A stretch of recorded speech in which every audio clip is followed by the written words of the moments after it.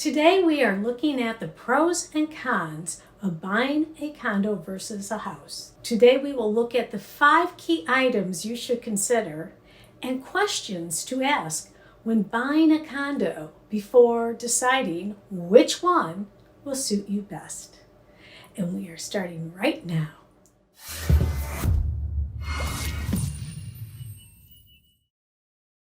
Welcome, I'm Taryn, Scherer with Keller Williams Ann Arbor Realty. Let's first start out with describing what they are. A house is a freestanding residence with 4 outer walls, not connected to any other residential structure, usually on a lot with a front yard, back, and side yard, which is owned by the homeowner. Any structures that are on the land, for example, a pole barn, a detached garage, is also owned by the homeowner.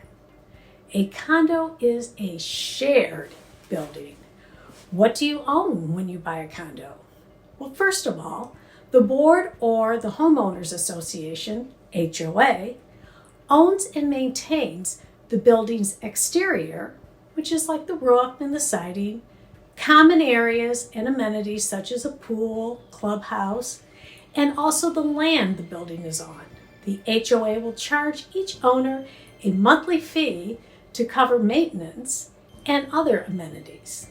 The fewer the amenities, the lower the fees usually are.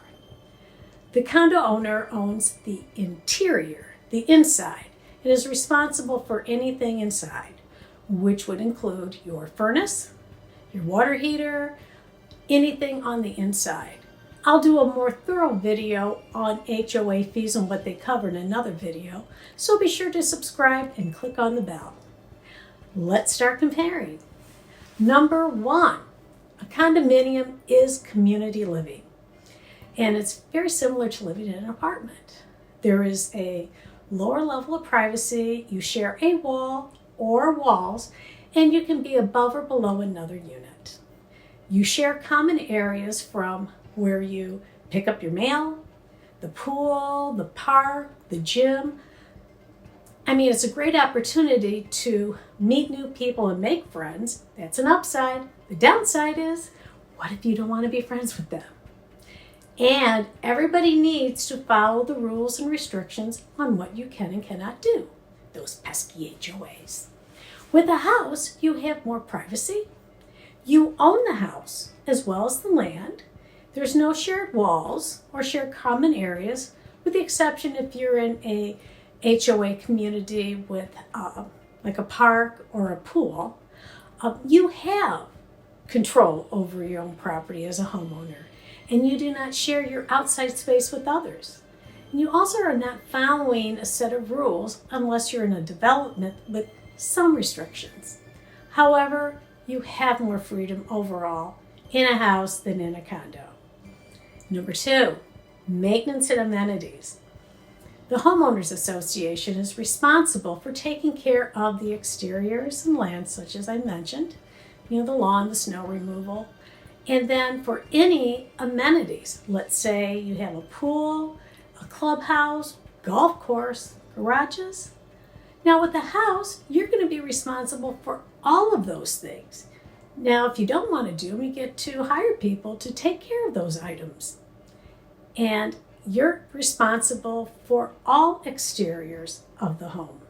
You can also make changes such as paint your home, build a deck, landscape your yard, add any amenities you want, such as install a pool. And bonus, you don't have to share. Number 3, location. Condos are dense living and very prevalent in many downtown areas. In Ann Arbor, we have quite a few different condos and more that are being built. Now, if you work, it means a shorter commute to work, or you've got close proximity to shopping and restaurants and more walkability. And it's basically a short commute to all these things. Now, outside the downtown areas, quite often condos are commonly now seen closer to the interstate and highways and shopping and restaurants. So they're more conveniently located. Houses are not dense living, and there are more options available to choose from. Now, you could choose a home in the downtown area, the suburb, and more rural and outside with lots of space. Whatever it is you are seeking, options are plenty. Number 4, guests and pets. Let's say your brother needs to stay with you for a week or two, visiting you. Chances are the answer could be no. Your many condo rules won't allow long-term guests, and they can limit the number of people who actually reside there. If you want to host a large gathering, say a graduation, you have to consider the parking. And let's say you do have a clubhouse. Well, you need to make sure that you schedule your event and hopefully you get that date and time that you want. Pets? Find out their policy on pets. If you own or are considering buying a pet, check with the HOA policy. Also, if you babysit your mom and dad's dog when they leave on vacation, better find out because you may not be even able to have a visiting pet. And let's not forget, with so many people now working from home, you need to check to see if you can have a business out of your condo. Most likely, you may not be able to, especially if you have people coming to see you, or let's say you have frequent deliveries made. Condos are residential units, and if there is any disruption to other condo owners, you're in violation. Now, when you own your own home, you can work from home, have people over, coming to see you. You can have delivery trucks come in as well. No one's overseeing you. Just as a side note, you do need to check with your local zoning laws for any home-based business. Visitors, guests, they're not going to be a problem. They're not restricted. You can have your family visiting you for a week, maybe longer, and you're not restricted from having them in your home or hosting a party. You're not going to be restricted by any rules or the number of guests. That's up to you. As far as pets, well, not a farm animal, and I'm kind of thinking chickens, that's a zoning thing. You don't need to get permission to have a dog, let's say. Number 5, the value in sale. Condos usually don't appreciate in value similar to a home. A condo complex is rather uniform in appearance, and quite often there is the lack of individuality. That's the whole point of them. So how do you sell a condo?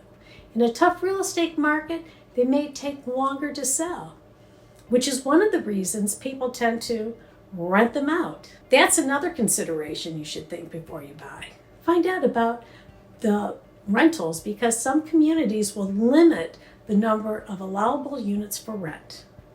Keep in mind, more owner-owned units, owner-occupied units are desired. And here are some condo selling tips to keep in mind while you're buying. You want to set yourself apart. Try to buy an end unit so only one side has a shared walls. Also, look to see if you can find one with a view, such as a pond view, or perhaps towards the back where it is quieter, or a pretty landscaping view, rather than a parking lot or a street view. And always, upgrading the interior, whether you have a house or a condo, is always more desirable and helps you to sell your place faster. A house is easier to sell. You can make your home stand out, starting with the exterior, curb appeal, landscaping, the layout. You can also improve on other features such as installing a deck, putting an addition on. So you can create a home that is unique and appealing to many buyers. And if you so wish, you are not restricted to renting out your home. The decision you make will be based on the price point you want to pay, the lifestyle you want, and the convenience of maintaining your new home. The reasons to buy a condo vary.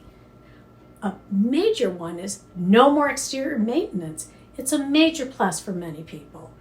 And this is great for a first-time buyer entering the market. And hey, retiring or you got a busy lifestyle, your responsibilities are limited. Plus you can have all those perks you wouldn't otherwise have. Do you like to travel? You can lock up and leave at a moment's notice. The reason not to buy a condo would be your lifestyle. Perhaps you're someone who needs your privacy. You need a larger living space. Maybe you're working from your home. Perhaps you have children, or you're thinking of starting a family, or you have family visiting a lot, or you do a lot of social functions, or maybe you have a few pets. A house may be a better choice. Any questions on condos? Leave a comment below. And keep in mind, I'll be creating more content in the future on them. Well, that's the rundown today of the pros and cons of buying a condo versus a house. See you on the next video.